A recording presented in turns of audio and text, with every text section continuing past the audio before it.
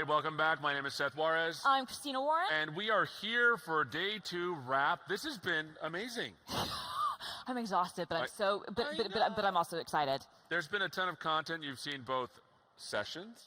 And you've also seen a ton of interviews here today, and that will continue tomorrow. Yes, tomorrow is day 3, the final day of Build 2018, but we still have a ton of stuff going on. And we had a great day today, kicking off with Joe Belfiore's keynote this morning, and there have been a lot of great sessions this afternoon. That's and like right. you said, we've been doing great stuff on this show. That's right. And last night there was also a really fun event that we got to participate in. Why don't you tell us a little bit about that? Yeah, so we actually had, in our developer lounge, we had a happy hour for women and non-binary members of the community to just kind of meet and have a nice time and kind of converge with one another. And I have to say, like, as a woman, it's nice to be with other people like me in a tech space, especially at tech conferences where, you know, we're not always the most common stuff. So we've actually put together a video package. We sure have. Show off what we had last night. Let's roll that. I hope you enjoyed it as much as we did filming it. I'm Charmaine. I was an intern at Microsoft, and then I was brought here by the Cloud Developer Advocates team. My name is Nara Coldwater. I'm actually a junior in high school from Minneapolis. And I got flown here by the Cloud Advocates team. My name's Donna Malieri. I used to work at Microsoft for about 6 years, and I just recently left to join a startup. So it's my first time back at Build, not being an employee, so I get the attendee experience for the first time ever. My name's Grace Johnson, and I'm a student at the University of Melbourne in Australia, currently in my final year Masters of Software Engineering. This happy hour event is meant for women in tech or non-binary, like anyone pretty much. So it's meant to be an inclusive space for people to just chat, hang out, have fun, kind of like relax after a long day of the conference. So this happy hour is amazing. I've been to a lot of tech events, and I haven't really seen the same kind of setup at such a big company-sponsored event. This happy hour is for like women in STEM to come together, and it's like a takeover so that we can all talk to each other and support each other. We had a great discussion about how it's hard when you're the only one who looks like you. You kind of can feel isolated. So this is a really great place to meet other people who have those experiences. This happy hour, I think, is an opportunity for everybody to get together, to meet, to exchange notes and ideas based on what they've learnt during the day. Just have the food, drink, and unwind after quite an intense day of learning. So the reason I like Build so much is because you get a chance to talk to so many different people. You get to talk to developers, you get to talk to people who build infrastructure, you get to talk to people who build apps. The booths are all really great. I love how they're all staffed by engineers who actually know the product, can give you demos, rather than giving you a sales pitch. I really enjoyed Scott Guthrie's keynote. I thought it was really amazing and really well put together. And it's definitely kind of leading up to like what Microsoft's all about now and what it's heading towards. My favorite part about Build so far has been this lounge, actually, because there was ponies over there, there are egg chairs, there was a candy bar, which you can get as much as you wanted in, which is the best part. And just like meeting as many people as I can and talking about my story and feeling really supported. I think my favorite part was the keynote this morning, hearing Satya Nadella talk and also just hear about the direction Microsoft's taking and all of the exciting stuff that's going to be happening over the next 12 plus months. That was awesome. I loved it. It was amazing to see so many young and kind of new developers and to kind of hear them talk about the next phase of Microsoft. We have a guest. I was going to say we have like the perfect segue because Larry's here with us. And I'm pretty excited. You've been with the company for a while. Yeah, how long have you been at Microsoft? Yeah, 33 years. So, yeah, all those lovely young people, yeah, none of them were born when I was starting at Microsoft. It's like, it's terrible. My kids are now older than the new hires starting this year. Oh, my and it's goodness. like, if there's nothing, there was a time when I felt old because like the new hires hadn't been born when I was working. And now it's my kids. I'm like, what's the next one? Is it my grandkids? Is that going to be? Oh, no, don't. Shh, no. So it's a privilege to have you here because one of the things I'm most excited to talk to you about is events. You have been to events like from the very first of the PDCs all the way to now. Tell us about how those have changed. Yes, please. It's funny, actually, because I missed the first PDC, but I was at the second one, which is when we unveiled NT 3.1. Wow. And so, yeah, so we're talking, what, 1992. It's amazing. the thing that blows my mind is back in '92, what we had was basically, it was a bunch of guys on stage with PowerPoint slides and a big old room, but that was it. And you had an expo room, but there was a few vendors, a half dozen of them. Wow. And it's so much of the same, but 10 talks, 15 talks, it was tiny. And I look today, and I look at, I've been to several of the builds recently. I look at this. Right. Insane booth. Pretty cool. Great. Across the way, people don't realize this Podcast Central. We now have like dedicated spaces for that.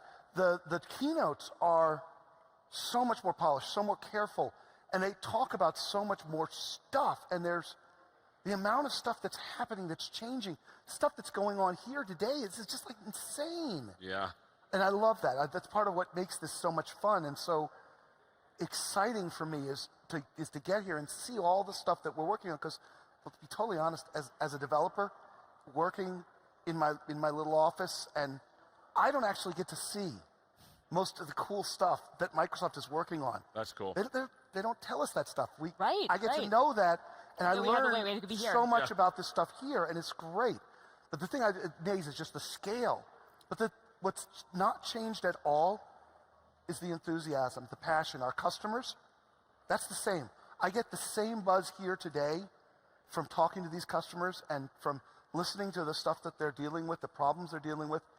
I learned the same stuff that, the problem spaces are different, but it's the same thing. It's that idea of, I need you to help me here. Please, I've got this horrible problem. What can you do? What can you as a developer do to help me as a customer? And that's part of what I love about this. I mean, I've taken away a dozen things at least that I'm going to be bringing back to my team when I get back to the office to talk to them about, well, there was this person who was complaining about this problem and that problem and this other thing. So. Do you have a memory that kind of sticks out with you of a particular event, whether it was a build or a PDC or maybe another event you've been to over the last 33 years that really sticks out, like a moment that you're like, okay, that was either really awesome or that was really awkward. Just something just kind of sticks out as, okay, I will never forget that. Oh, well, we talked about this a little earlier. The very first PDC, I walk in, and we're talking about Windows NT 3.1, and it's great. And then the second day keynote happens, and the VP in charge of future technologies gets on stage and starts talking about a technology called Cairo. Cairo. Cairo. Okay. Cairo. And everybody stopped talking about NT. They started talking about Cairo. When's this coming out? When's this coming out? When's this coming out? I still have people on Twitter who ask me, so when is Microsoft going to be delivering all the technology you talked about at Cairo? What was it? 28 years. Well, what did Cairo end up becoming? So Cairo was an integrated suite of technologies. It actually ended up being, the RPC services that are in Windows and have been since NT 3.1, the Active Directory, the Microsoft Exchange was a large part of what Cairo was. We've ended up delivering almost everything, integrated search within the operating system and, in the cloud of your data. There was also this object-oriented file system that we were going to be delivering that we never delivered. And again, people still asking, where's OFS? When are we going to have, is WinFS what you're going to be delivering? We still get that one. And it's kind of silly. There have been some epic parties. I remember several years ago, we rented out Universal Studios. Oh, cool. At Halloween. Nice. This was, I guess, I don't remember what it was, Build, I think, but at Halloween. So they were all decked out with like zombies and ghosts, and the actors were throughout the park trying to scare all of the PDC attendees. And that was huge fun. That was They should have dressed up as bugs. that would have been awesome. They should have dressed up as Vista. Oh man, harsh. This Burn. might have been the Vista. Oh man, harsh. Okay, so Burn. I felt that. That was harsh. I love that. That was good. I like that. So another thing I want to ask you is that we asked about how things have changed. Yeah. What has stayed the same? Well, Fundamentally. as I started, Enthusiasm. the enthusiasm level, the content. There's always content. The content's amazing. But the enthusiasm of our customers for our products, that has been constant throughout the years. I mean, and it's part of what makes me love this conference so much is that you really start to understand the level of really true passion that our customers have for the work that we do. It's amazing. It really is quite extraordinary how much love they have for the things we do. And what we do has changed. I mean, there's Azure, IoT, all these things we're doing. The love is still there. The passion is still there. And the passion that they have for their products and their curiosity of how we can use our products to help them make their products better. Is that what keeps you here for 33 years? That passion, that Oh, yeah. enthusiasm? Oh, yeah. I mean, I was talking to some of the Microsoft student partners earlier today, and there was a comment I made. It's like, I'm doing what I love. And there's somebody who's stupid enough to pay me to do what I love. That's and awesome. that's why I do it. I'm here for 33 years because day in and day out, I'm doing the thing I love. And that's why I do it, and that's why I stay. Before we came on, we started talking a little bit about the story, and this is one Yeah. of the things that I have a hard time with certain developers. It's like, hey, you got to tell a good story. It's not about solving things, but it's also telling a good story, and you started getting into that. Tell us about that. Yeah. It's an integral part of the job, okay?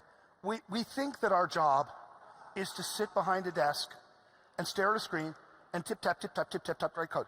It's not the job. The job is actually telling stories. Now, that storytelling happens in many ways. Writing specifications. When you write a spec, when you describe the work you're going to do, that is telling a story. Yeah. Because if you don't tell a story through your spec, people are going to get 3 paragraphs and they're going to turn it off. They go, Right. sleep. This is all about, this job, a software engineer, is about telling stories. It's about letting your customer know what you're doing, why you're doing this, what's the story behind it, what's there. It's all about the stories. That's all we ever do is tell tales. And if you don't know how to stitch together a story, a narrative, a coherent framework for why you're doing something, that's what writers do. That's what authors do. The best stories that you read are ones where the author has taken you on a journey. That's what we have to do as software engineers. I deliver a new API authoring experience, which is my most recent project. Right. Why? What's the story? Why? Where did I start from? Where did I go? How did I get from here to there? Why do you care? Can I make you care about why we got to here? And why is this better than that? Why do you want to go there? Where are we going next? Where's the next story? Where's the next bright, shiny object that we want to go chase? It's all about stories. These are all stories. It's what we do and what we need to inspire our customers, and that's how we inspire people. As humans, we inspire people with our stories and and this goes back thousands and thousands of years. It's Right. always been about stories. Software is no different. Software tells a tale. It really does. Code is poetry, as some have said. Code is Actually, poetry. funny, I was in college, and one of the young ladies I was in college with, Wendy Plesniak, she's actually, I believe, a professor at MIT now. She was a dual major in art and electrical engineering. And I said, why are you to art, electrical engineering? This is weird. She said, no, they're the same. Yeah, I agree with that. Art and electrical engineering, these are the same skill set. It's the same thing. And it is. What we do is an inherently creative endeavor. We are creating art through our software. It's just different characters on the page, but it's still art. That's really cool. Yeah. I like it. Larry, Well, thank you for creating art for us and for our customers and for talking absolutely. with us. Well, thanks so much for being with us again. Oh, it's a real pleasure. pleasure. Thank you I so much. love And that. it's good to have the whole insight of how everything sort of turned out. is. It's the same story, but just different characters. Different characters, it's the same, yeah. Awesome. Well, thanks so much. We have a ton of Thank you. stuff coming up tomorrow. Yes, we're going to kick it off at 8 a.m. right here on Build Live, powered by Channel 9. And actually, if you stay tuned past our kickoff, this guy right here, I have a talk. he has a talk that's Whoa. going to be streamed live. Yeah, I know. No, it makes me really nervous because I have a hard time being on live live stuff. It makes like you. Yeah, no, I'm rolling my eyes because it's a tough one. we were really proud of Seth. So everybody's got to tune into his talk. But yeah, check us out 8 a.m. We're going to kick off day 3 of Build. We're going to have tons of other great content. And as always, you can find our past content on the Build website and on our YouTube channel, youtube.com/Microsoft Developer. Awesome. And with that, we will sign off and see you tomorrow. Take care.